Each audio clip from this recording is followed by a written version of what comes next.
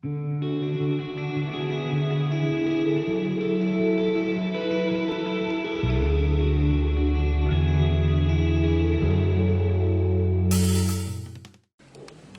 안녕하세요. 새로운 삶을 살고 있는 트래블 마케터 저스틴 이정원입니다. 네, 만나서 반갑습니다.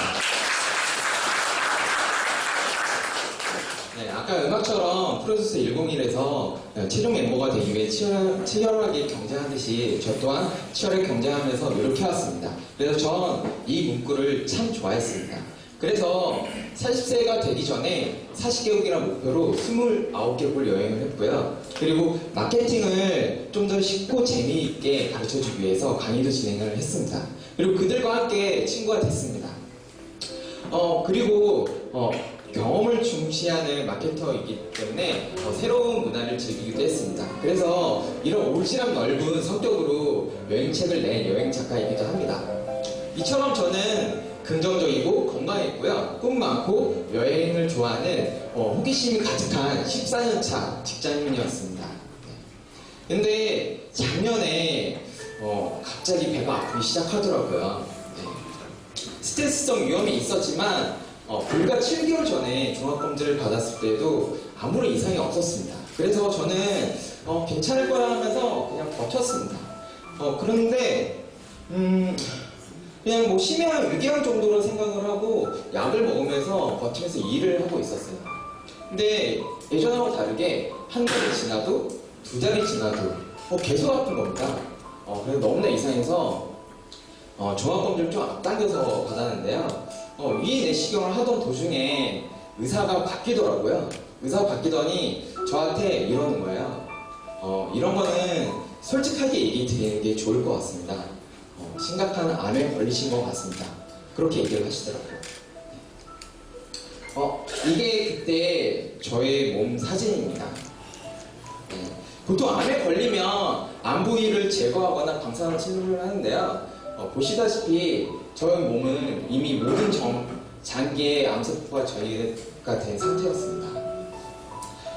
명의였던 의사 선생님이 이걸 보시더니 한참 동안 말이 없으시더라고요. 그러시더니 저한테 수술을 할 수 없겠다고 얘기를 하셨습니다. 여러분이 만약에 그런 얘기를 들었다면 어떠셨을 것 같으세요?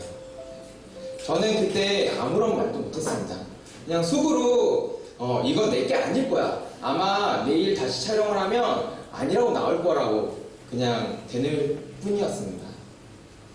근데 이렇게 암이라는 걸 알게 된 후로부터 제 배는 더 팽창하게 됐고 잠을 잘 수 없을 정도로 아프기 시작했습니다. 근데 이렇게 아프고 긴급한데도 저는 치료를 받을 수가 없었어요. 왜냐면 이 메르스 때문에 병실이 없었기 때문입니다. 그래서 가족들이 좀 걱정할까봐 티는 못 냈지만 내일이 어떻게 될지 모르는데 제가 아무것도 못하는 현실이 너무나 받아들이기 힘들더라고요.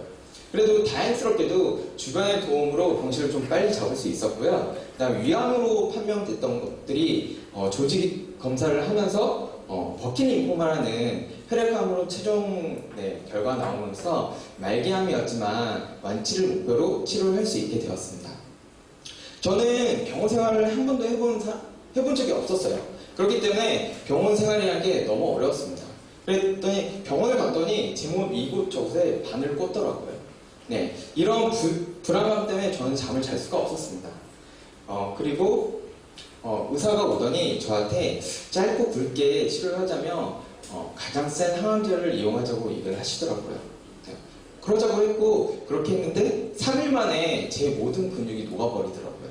제가 원래 되게 튼튼한 축구 선수 같은 다리였는데 갑자기 스키니진이 맞더라고요.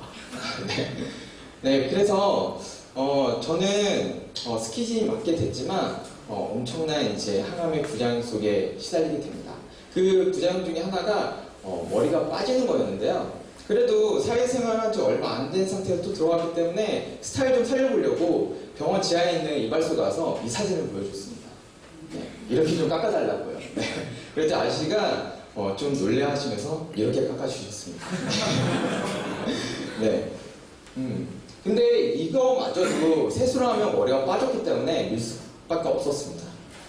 그래서 저는 사놓고 못 입었던 스킨진을 입을 수 있었지만 책상 하나도 들기 힘든 체력에 머리는 빡빡이, 네, 그 다음에 면역력은 낮아졌기 때문에 어디도 마음대로 못 가는 중환자로 변하기 시작했습니다. 저는 돌아다니기를 엄청 좋아했던 사람이에요. 근데 이런 병원 생활이 너무나 답답하고 힘들더라고요. 그래서 또 항암을 맞다 보면 어떤 부작용이 있을지 모르거든요. 그러니까 항암을 맞을 때 계속 불안한 겁니다. 그제서야 이 병원에서 창문들이 왜 활짝 열리지 않은지를 알게 된 거죠. 그만큼 저는 상당히 약해 있었습니다. 그렇게 몇 달을 두려움과 절망 속에 살다 보니까요, 저는 하고 싶은 게 너무 많았던 거예요. 그걸 못하는 게 너무 아쉽더라고요. 그리고 이때까지 절약하면서 걸어놓은 돈도 너무 아까웠습니다. 그래서 한번 내가 살아보자 하는 마음으로 암과 싸우기 시작했습니다. 그랬더니 이전에 쉽게 지나쳤던 것들, 그 다음에 좀 쉽게 짜증냈던 것들에 대해서 다시 한번 생각하게 되더라고요. 첫 번째는 스스로를 사랑하고 주도적인 삶을 살아라는 겁니다. 제가 뒤돌아보니까 저는 남들에게 인정받기 위한 삶을 살았더라고요. 그래서 주변에 제가 좀 더 잘해야지만 저를 인정해주고 그런 식으로 살았던 겁니다. 그리고 너무 절약하고 아끼고 살았던 거죠. 근데 제가 만약에 내일 죽는다고 하면 이 모든 게 무슨 소용이 있겠어요? 그런다고 여러분들에게 흥청망청 쓰고 이기적으로 살라는 말은 아닙니다. 만약에 무언가를 하고 싶은데 망설여지신다면 우선은 지금 아니면 못하는지에 대해서 한번 생각해 보세요. 그리고 꼭 해야 되는 건지에 대해서 한번 생각해 보세요. 이 두 가지가 모두 충족을 한다면 한번 그냥 해보세요. 네, 후회할 것 같은 삶은 언젠가는 후회하게 됩니다. 네, 그리고 본인이 행복해야지만 주변도 행복할 수 있습니다. 두 번째는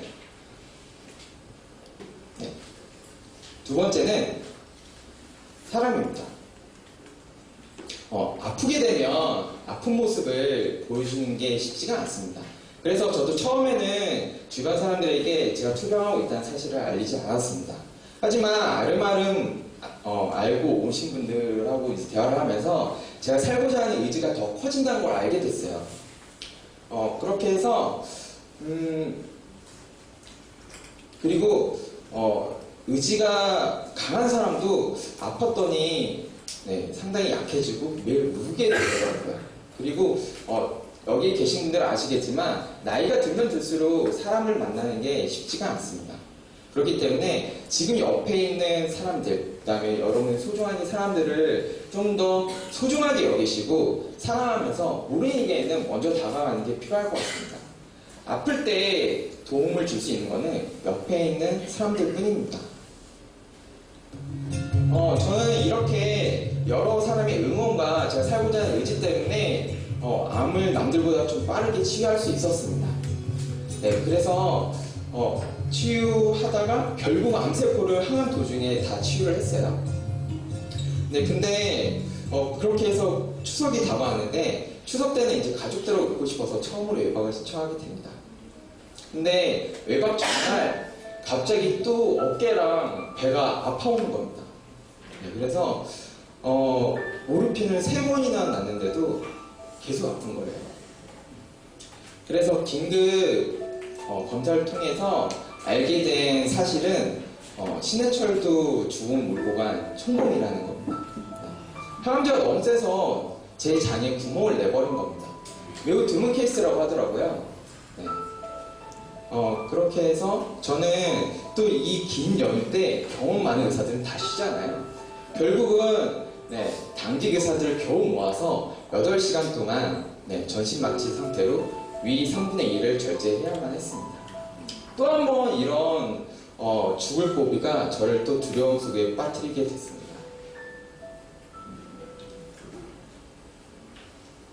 네, 사실 지금까지 얘기 드렸던 이런 각종 부작용이나 치료는 사실 참을만 했습니다. 앞으로 얘기 들을 한 가지 이야기에 비하면 말입니다.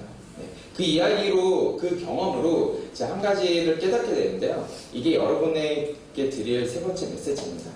위암 환자들에게 가장 힘든 경험이 뭔지에 대해서 물어보면 첫 번째가 이 콧줄의 경험입니다.